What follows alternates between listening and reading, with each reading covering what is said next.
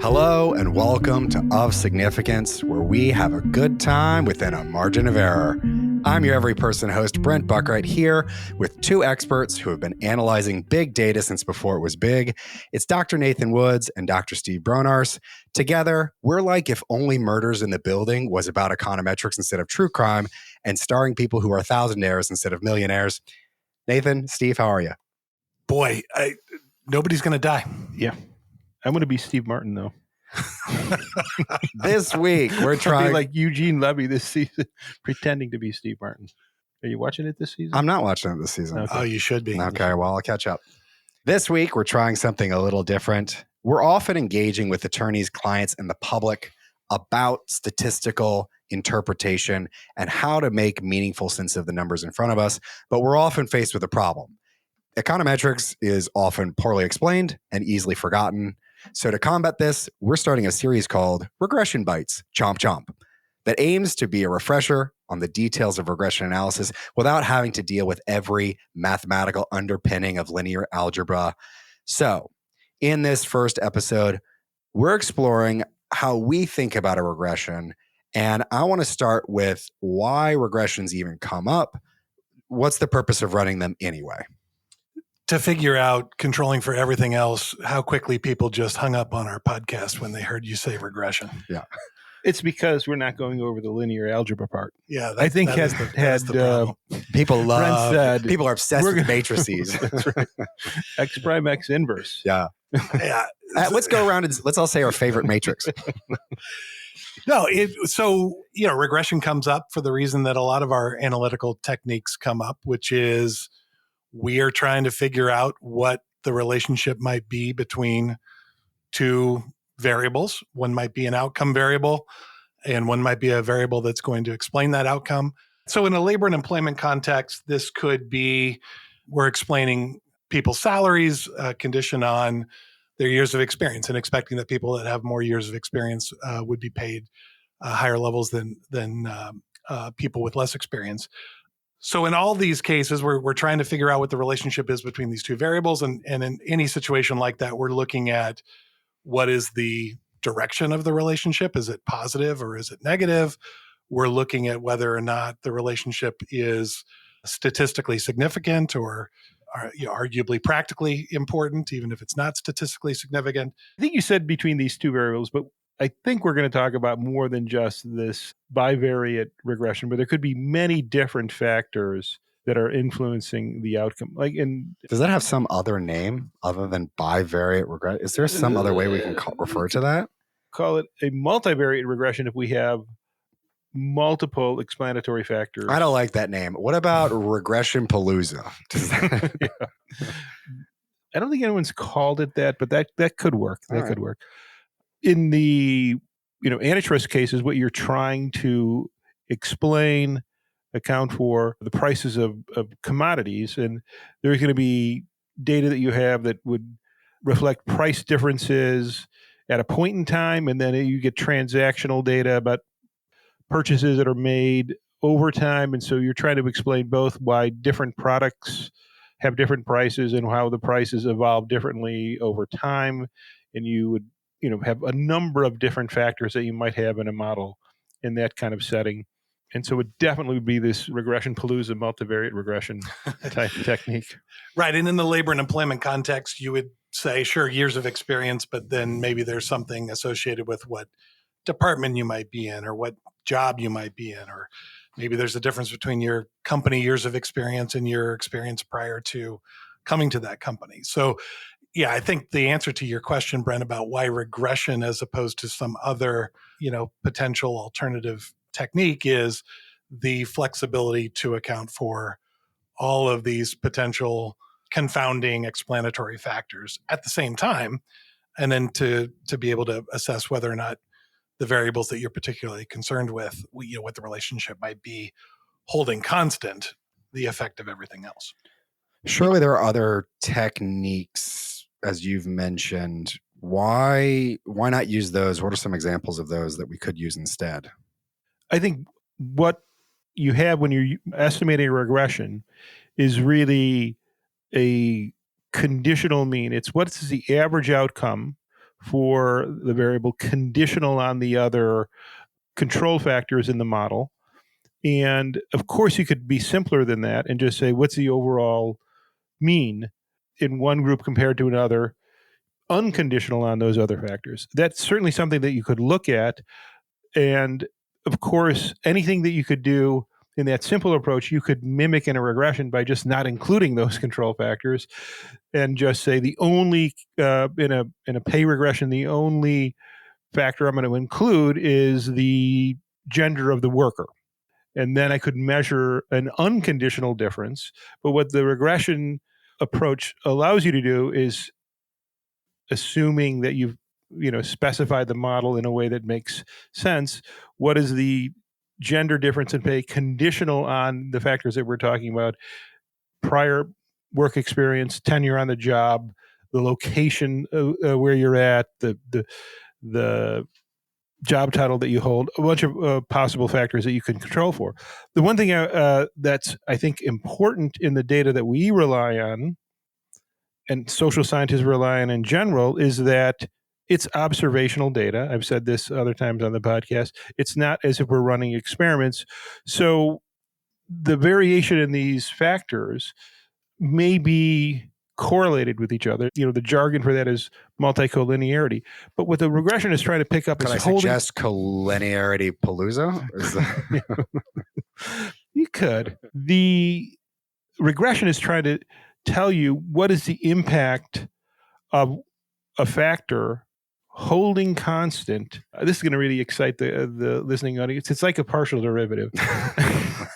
For those of you who love calculus as much as linear algebra, it's like, what is the effect of this factor holding constant the other factors? And your ability to have a model that has precise estimates of the impact of all those factors is going to rely on that kind of independent variation, which may or may not exist in the sample of data that you have. And so that's really more of a data problem than it is a modeling problem.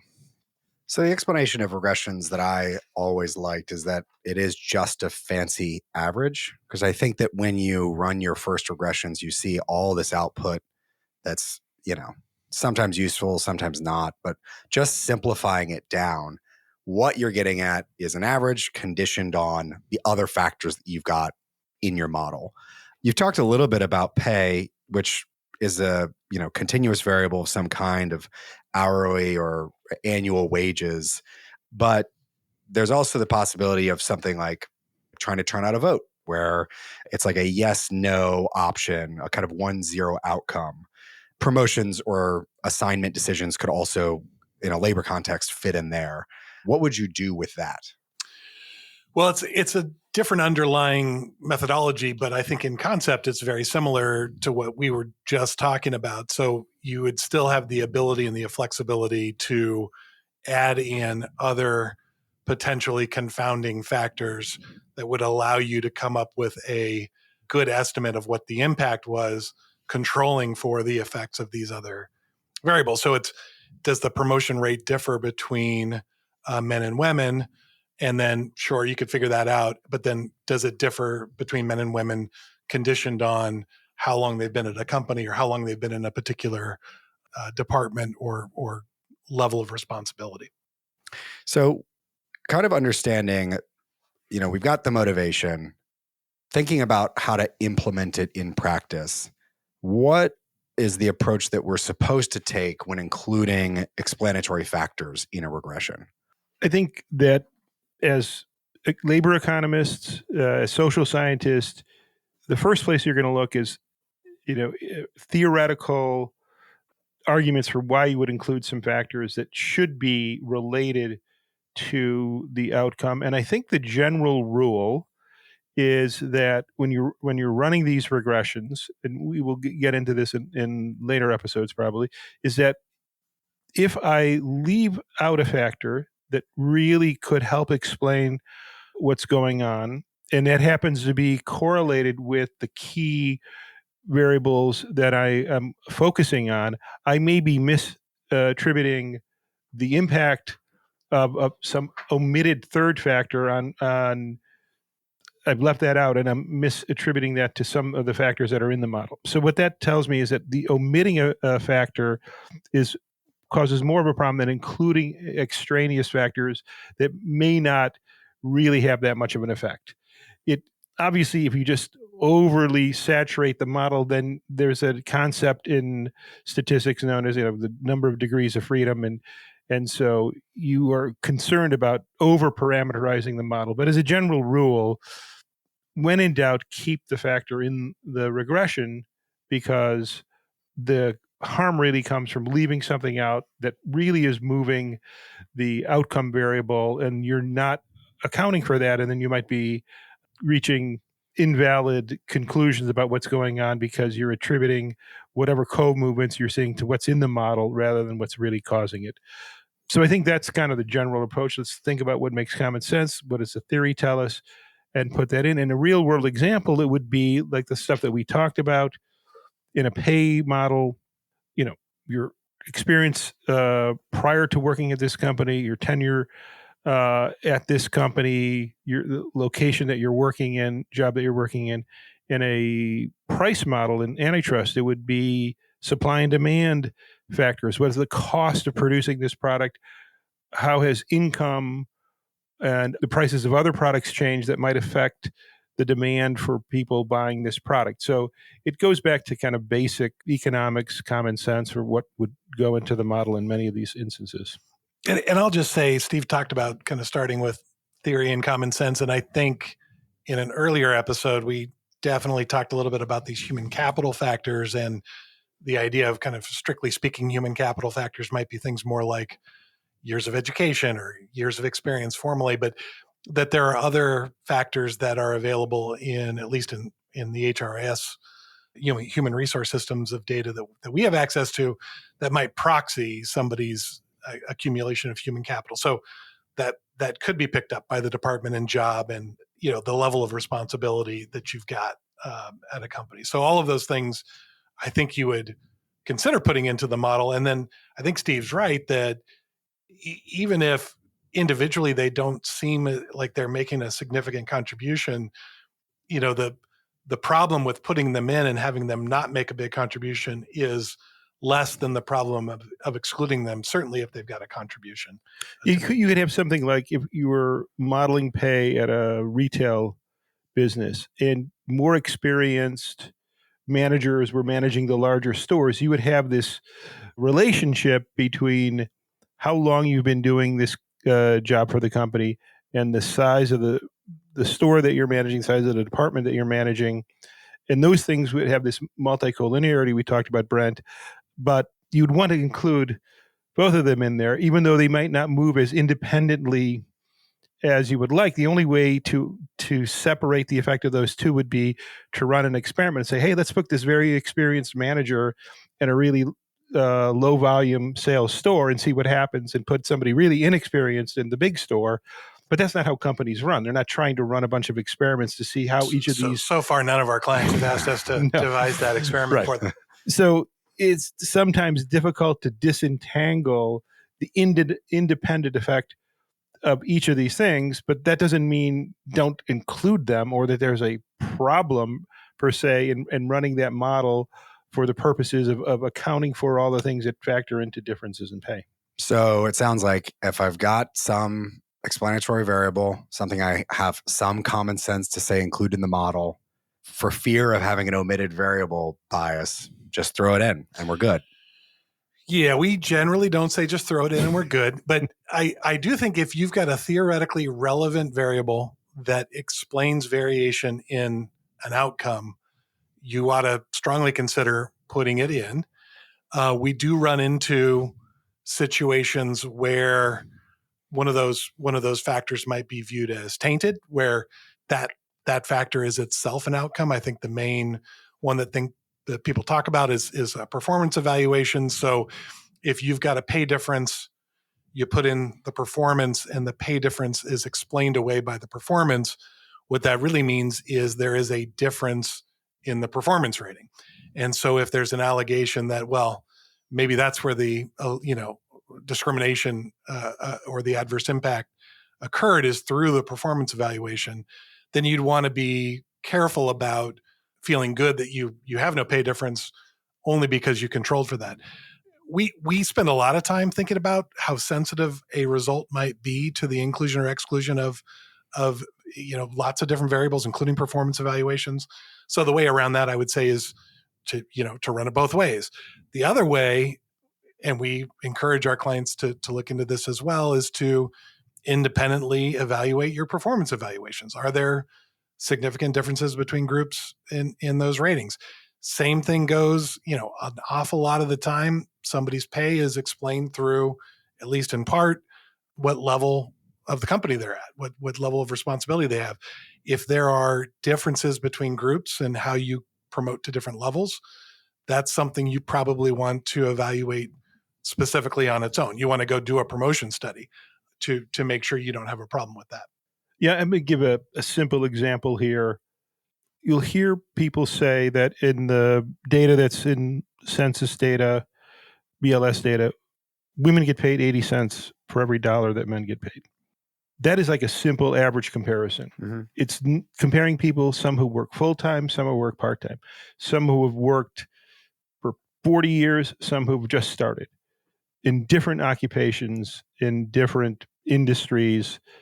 And the regression would be, let's try to account for some of those differences and see what the pay difference is after controlling for some of those. And both of the things are going to give you some information. You'll understand why that 20% or 20 cents on the dollar gap exists, because, we're comparing people that have chosen different career paths. Does that mean that the discrimination plays no role in that?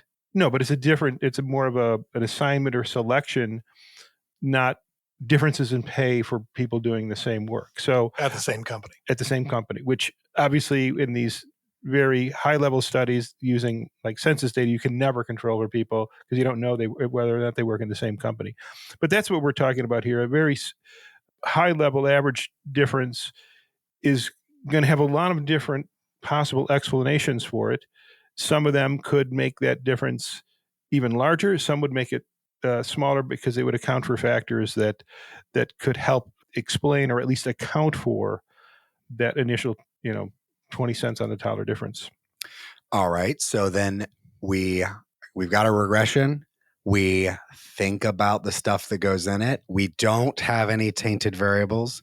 We have all the variables we could possibly include. Maybe there are some omitted variables, but we've done the best we can to capture them. We're done, right? We're good. Solid. We just say our regression's over. No more work.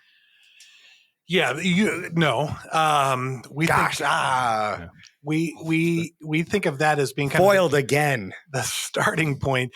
I mean, so the way you're kind of taught this stuff, I think, to begin with, is that you start with this theory, you come up with some hypotheses, you get all the data that you need and conceive the model, run the model, and then you've got a result. I think from our standpoint, once you've got that result, you're just running many more models. So there are the kinds of sensitivities that we just talked about, where you're doing it with and without certain factors, or trying to figure out which factors are contributing more or less to what that result is. We spend a lot of time, just I think because of the nature of our data, but probably a lot of people who are analyzing data have a similar issue, which is, okay, well, this result looks puzzling. That estimated difference on that factor, it doesn't need to be the protected group factor, it could be something else, looks strange. What's causing that? Is there a data problem? Is somebody not captured appropriately in the data? You talked about the omitted variable kind of bias. There's lots of times where there's something that just isn't captured in an HRIS system that is unique about a person that might throw off what a model's telling you. So yeah, once we get that model run and we're looking at the results, I think it's really causing us to do many, many, many more models to assess what is contributing or causing that result, and making sure in the end, if we're going to make recommendations based on a model, that it's not sensitive to this one particular specification or flawed because there's something wrong about the data that we haven't, addressed to the extent we can. I think that, when we're talking about regressions in general, they can be for different purposes. One purpose, which is not usually what we're in the business of doing in litigation consulting, is to forecast what's going to happen. And that is a projection of what you think the outcome will be based on knowledge of what you think those explanatory factors are going to look like, let's say next year, and say, conditional on that, I think this is what's going to happen in the outcome. I think the best way to evaluate that kind of model is how well does it predict out of sample? Because what you're really trying to say is, can we extrapolate from what we've learned to something that hasn't happened yet? So there's a whole bunch of people who might be listening to this that are using regressions for that kind of thing. And they're going to be relying on these diagnostics that are really how well does this model predict what hasn't happened yet? What we're doing is more similar to some kind of policy evaluation, or when we talk about randomized controlled trials, where let's say you had a drug that you've given to a group in the trial, and then you have a placebo to the others, and you're trying to say, did this drug lower the blood pressure of the people that we randomly selected to get it relative to the others?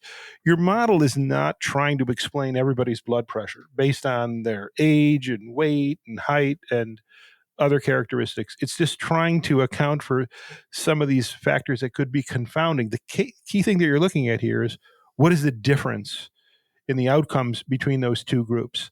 And a lot of times what we're looking for in an antitrust case is, what is the difference in pricing between the first period and maybe a later period where there was some alleged collusive behavior? Or in a discrimination case, what's the difference in pay between men and women, or a benchmark group and a protected group? And so the model doesn't really need to be able to predict every individual outcome all that accurate. That's not what you're doing it for. You're doing it to estimate this conditional mean difference in outcomes. And a good model will have, a reliable result for that, but it may not be able to predict the individual pay levels, the individual prices, in the same way that people are using regressions to forecast what's going to happen to some outcome. So this all hinges on you wanting to look at the average. But what if the average isn't the right way to model it? That is a great question, because it is hinging on the average. That's what the regression tells you, the average difference. So that's a real important question. Like, what if the average isn't the be all and the end all? I mean, it's going to give you a measure of the average, but you could come up with an average difference of $100 where it's 0 for half the people and 200 for half the people, or it's 100 for all the people, or 99 and 101 for half, which the average is a pretty good proxy for that there. So that's the kind of stuff that Nathan's talking about, where you want to see how sensitive the model is to some of these other specifications that might indicate to you that average is not a very good representation for everybody in your data set. Well, when Steve's talking about forecasting, it makes me kind of think about looking at it, from one year to the next. And we're really describing what is going on in the data at that point in time that you're analyzing. But we do, in many cases, come back and do it the next year and the year after that, so a company can stay on top of what progress they're making and make sure it's all going in the right direction. I think what's interesting, and Steve and I have talked about this a bunch of times, where you could even have a pretty good result for a company. Things are pretty neutral, but maybe it's like a little worse and still neutral. And by worse, I mean like women are being paid 100 and 100.1 cents on the dollar in the first year that you do it, and then maybe they're paid 99.9 cents on the dollar in the second year that you do it. And a company might come back and say, what caused that to go down? Why is that worse? And our first answer is, well, it's not worse. It's statistically the same answer. There is a margin of error. It was insignificant in the first year, insignificant in the second year, and that difference is not significant. So that's kind of the first answer. But the second answer is, there are lots of things that can be changing from year to year. And So even if you've got a pretty good prediction based on today and you wanted to think about how it's going to apply tomorrow, well, if you consolidated jobs or you consolidated departments or you hired somebody who was particularly well paid in one group at the same time that somebody left the firm who was particularly well paid, you can create a less favorable result or a more favorable result. It can go either direction simply through, the way the business and the organization has changed and hiring and attrition is occurring. So, those changes can be caused even if the underlying process and the way people are paid stays the same. So as we're thinking about it, looking at it in year 2 relative to year 1, that's one of the benefits is to keep, stay on top of that. Yeah, and I think that earlier you had said, Brent, that we're talking about a mean when we do a regression, a conditional mean, and it is just an estimate of that mean. It is something that depends on who's in the sample this year compared to last year, who left, who came on board, and that number can change. Like Nathan said, that point estimate stay inside the same confidence interval or margin of error, and the number will not be exactly the same. It'll be quite unusual if it would be exactly the same from one year to the next, even though you're repeating the same analysis. And you have to just recognize that's certainly a possibility for an outcome, and you shouldn't read too much into changes if they're not either statistically or practically significant. And Nathan's example of you go from 100.2 to 99.9, is that really important either practically? It's almost certainly not statistically significantly different. It's just due to sampling variation, just the kind of variation that you expect to see just due to luck of the draw. So this is just the first regression bite, chomp chomp, in our multi-part series or Partapalooza. So stick around for future episodes, and thanks for listening. Well, that's been this episode of Significance. This episode's been brought to you by Edgeworth Economics, a leader in economic consulting, and with the help of our producers, Kimberly Krewald, Ryan Deal, and Brian McLamara of Brand Ready Media, with music by Armwell Lang. Thanks for listening, StatPack, and always remember to check your assumptions.